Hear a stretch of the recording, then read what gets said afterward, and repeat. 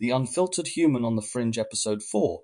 Shame, the emotion that hides itself, toxic shame, humiliation, self-loathing, and perfectionism. Exploring how the hidden weight of shame shapes identity, connection, and self-worth. Shame, as silent shame, rarely announces itself with fury. Unlike rage, it doesn't shout, it whispers. It hides, it makes us small, compliant, and invisible. Where guilt says, I did something bad, shame says, I am bad. And that belief, once internalized, can shape a life. In this episode, we dive into the shape-shifting nature of shame, how it begins in childhood, embeds itself in the body, masks itself as perfectionism, and is reinforced by systems of control. We explore how shame impacts our self-perception, our relationships, and our ability to feel worthy. As with all episodes in this series on shadow emotions, this isn't about blaming others, but understanding how early wounding and societal conditioning lead us to silence ourselves. Through personal stories, psychological context, and cultural insight, we ask, what would it mean to live without shame? The first sting, early shame and emotional imprints reflection. At 4 years old, I didn't want to go to school. I couldn't explain why, only that I felt overwhelmed. I wasn't struggling with classmates or teachers. It was something deeper. I wasn't the fastest learner, and lessons moved quickly. I couldn't keep up, and I internalized that as failure. I now understand it was linked to emotional instability, neurodivergence, and a nervous system under pressure. But back then I just felt defective. This inability to explain my feelings led to a growing sense that something was wrong with me. I wasn't able to meet expectations, and that gap between what I felt and what I could express created a disconnect that I carried well into adulthood. The fear of being misunderstood shaped the way I saw myself in almost every environment after. Psychological insight.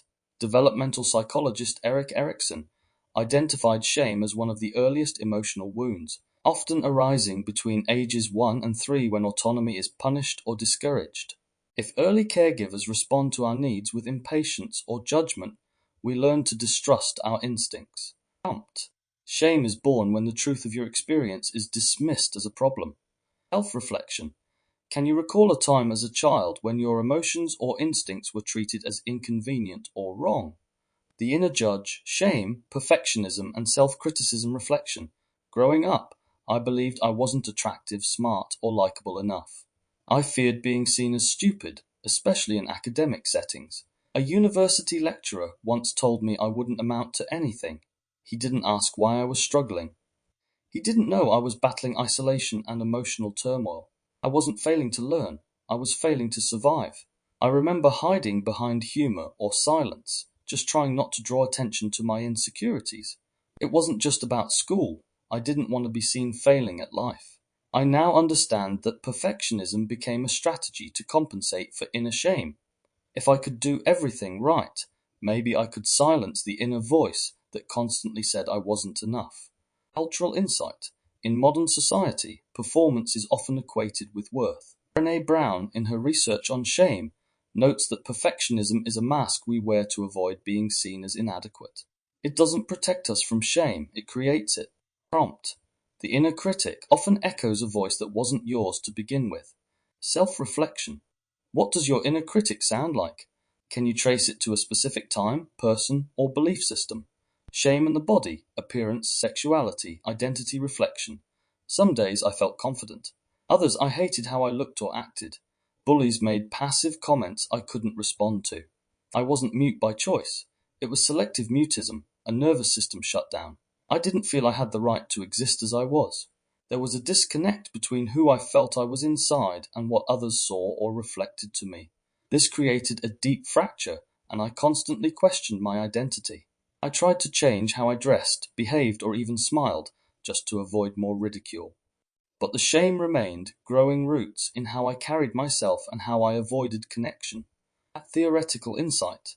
Shame around the body often begins in adolescence, as societal expectations converge with internal changes. Judith Butler's theory of performativity demonstrates how gender and identity are reinforced through repetition and the punishment of deviations. Prompt. The body often becomes the battleground where shame is fought silently. Self-reflection.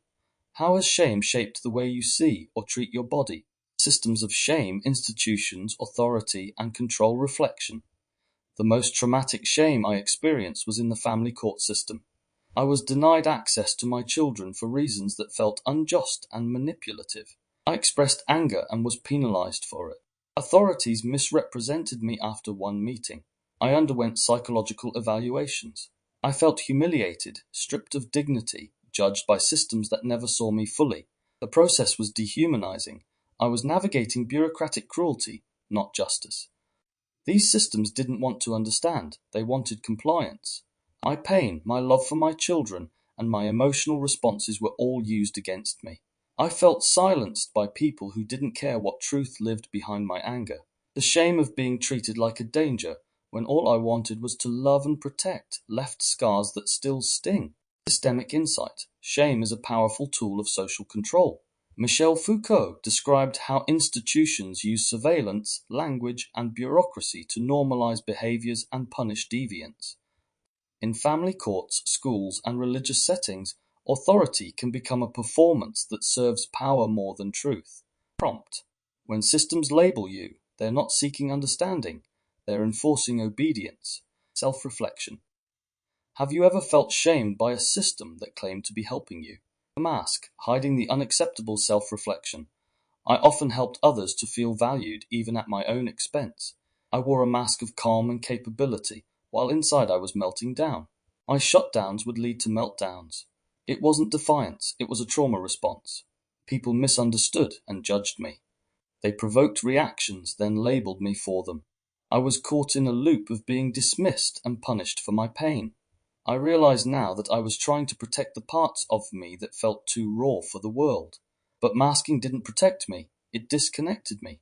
I couldn't show up as my full self, and it made intimacy feel dangerous. Even in relationships, I felt alone.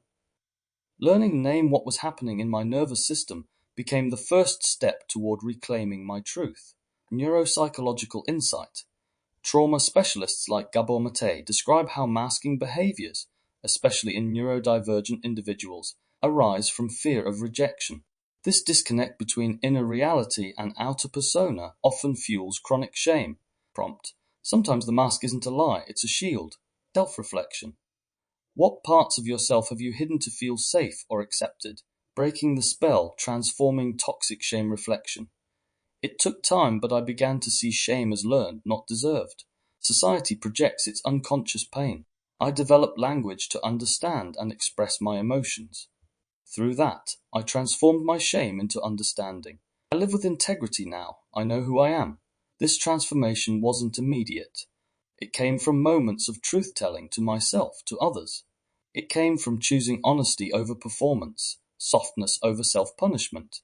It's not about never feeling shame again, but knowing how to meet it with awareness. When shame arises, I ask, whose voice is this? Often, it's not mine. Healing framework. Transforming shame requires compassion, awareness, and expression. Practices like internal family systems, IFS or somatic experiencing, help us befriend the parts of ourselves we were taught to exile. Prompt. Shame can't survive exposure to compassion. Self-reflection. What would it look like to offer the part of you that feels shame the opposite of judgment? Integration. Who are you without the shame? Reflection. I no longer carry shame like I once did. I express it consciously when it arises, without letting it fester inside. I apologize when needed. I live in truth. I can honor my imperfections. I know none of us are perfect, and that acceptance makes me stronger. I imagine a world where children are taught that making mistakes doesn't make them unworthy, it makes them human, where vulnerability isn't punished, but embraced. In that world, people don't need to harden themselves to survive. They get to grow. Shame, when integrated, becomes a compass, not a cage. Philosophical insight. Shame dissolves when the ego stops performing and the soul starts speaking. Carl Jung saw shadow work as the process of integrating shame into self-awareness, not rejecting it, but transforming it. Prompt. You don't need to become perfect to be free from shame, just honest. Self-reflection. What truth would you speak if you no longer feared being shamed for it? A world without shame. Thank you for listening to episode 4 of the Unfiltered Human on the Fringe. In this chapter of our Shadow Emotion series, we explored shame in its many forms, the invisible emotion that tells us we are not enough. We looked at its origins in early childhood, its masks in perfectionism and body image, its enforcers in institutions, and the cost of hiding who we are. But we also explored its transformation. Shame can be dismantled. Through awareness, expression, and compassion, we can reclaim the parts of ourselves we were told to exile. As you reflect on what emerged for you, ask not just where shame lives, but where it might be ready to leave.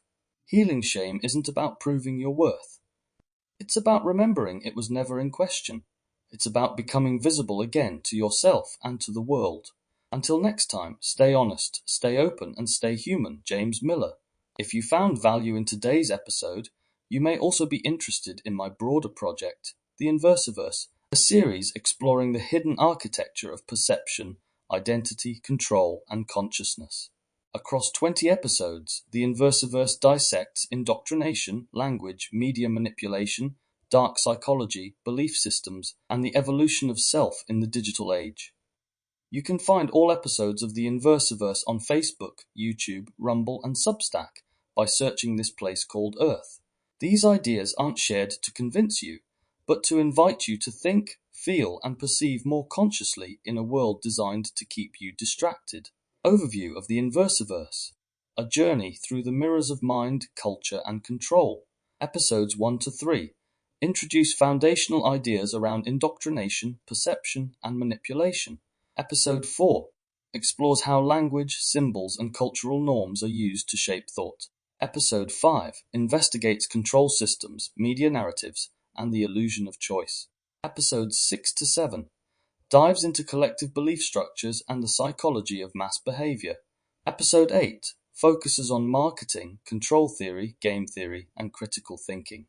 Episode 9 covers love, relationships, human mating, gender dynamics, and red-blue pill ideologies.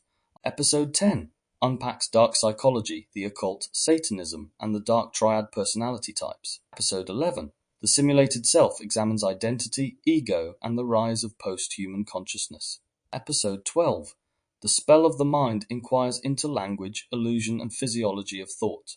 Episode 13 Conscious Seduction journeys through persuasion, propaganda, and the unseen forces of the mind. Episode 14 The Myth of Sanity sheds light on madness, genius, and the edge of perception.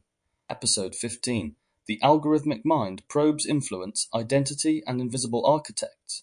Episode 16 The Noise of Knowing reveals overload, obsession, and the age of infinite information. Episode 17 Belief Machines delves further into language, desire, and the engine of reality. Episode 18 Submerged Signals examines how the unseen shapes the self. Episode 19 The Alchemy Within Traces, Food, Frequency, and the Forgotten Intelligence of the Body.